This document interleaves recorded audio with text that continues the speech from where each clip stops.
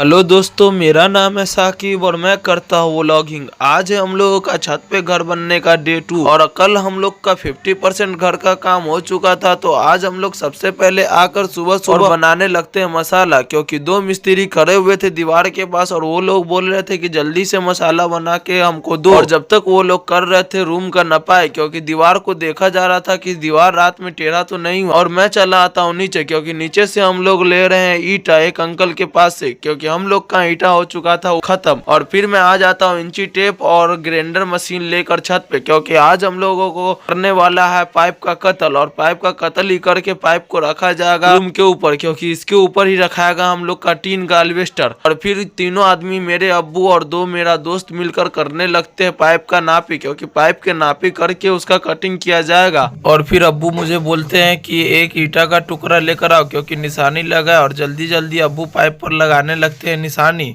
और फिर हम लोग ले लेते हैं ग्राइंडर और ग्राइंडर से काटने लगते हैं पाइप को। उसके लिए जरूरत पड़ता है ईटा का, तो चच्चा बोलते हैं कि जल्दी से एक ईटा लेकर आओ। और वो जल्दी जल्दी में तीनों पाइप को काटने लगते हैं। मैं क्या ही बताऊं कि ग्राइंडर से कितना जल्दी और कितना सहायता से पाइप कट रहा था। और लास्ट में उनको दिक्कत होने लगा, क्योंकि एक पाइप लास्ट बचा था तो वो इधर से उधर हो रहा था। तो मैं उसको पकड़ने लगा और पकड़ के हम लोगों ने तीनों पाइप को काट कर राय छिया कर दिया। और फिर हम लोग लपेटने लगे ग्राइंडर को, क्योंकि ग्राइंडर को लपेटने के बाद ही, क्योंकि ग्राइंडर मशीन मेरे अब्बू का, और अगर ये छत पर से इधर उधर हुआ तो मैं भी इधर उधर हो जाऊंगा। और फिर मैं ग्राइंडर मशीन को सेतने के बाद पाइप को एक जगह रखने लगता हूँ, क्योंकि पूरे छत पर पाइप बिछा हुआ था। फिर मैं जब इधर आता हूँ तो रूम का 90% काम कंप्लीट हो चुका था। और इन लोग मुझे बोलने लगे कि जल्दी से ईटा उठाकर मुझे दो। और मैं ईटा मसाला उठाकर उसको देने लगा। एक जो हमारे साथ काम कर रहा है वो नीचे गया था ईटा लाने, और ऊपर से मैं गया था, मैं इधर हेल्प कर रहा था उनका। और फिर हम लोगों का लास्ट काम आया रूम के बीम का, क्योंकि रूम का बीम ही सबसे ज्यादा मजबूत होता है गेट के लिए। और मैं क्या ही बताऊं कि जब हम लोग रूम का बीम उठाए तो वो मुझे कितना ही ज्यादा भारी लगा, लेकिन जैसे तैसे करके हम लोगों ने रूम के बीम को उठाया और उठाकर ऊपर ले आया। लेकिन जब मैं ऊपर चढ़ रहा था बीम को कांधे पे रख के, तो ऐसा लग रहा था कि मेरा पूरा कंधा कट गया। फिर मेरे चाचा खड़े हुए थे चौकी पर, वो जल्दी से बीम को पकड़ लिए। और बीम को पकड़े तो मैं पीछे वाला चोर को पकड़ा, और दोनों आदमी धीरे धीरे अच्छे से बीम को सेट करने लगे गेट के सामने। यही से एंट्री गेट रहेगा आने जाने का, और यहाँ पर अच्छा नहीं लगा तो कहीं रूम अच्छा नहीं लगेगा। फिर हम दोनों जल्दी जल्दी उसको सेट कर और उतर जाते हैं नीचे। तो चलिए चलते और मिलते अगले व्लॉग में। आज के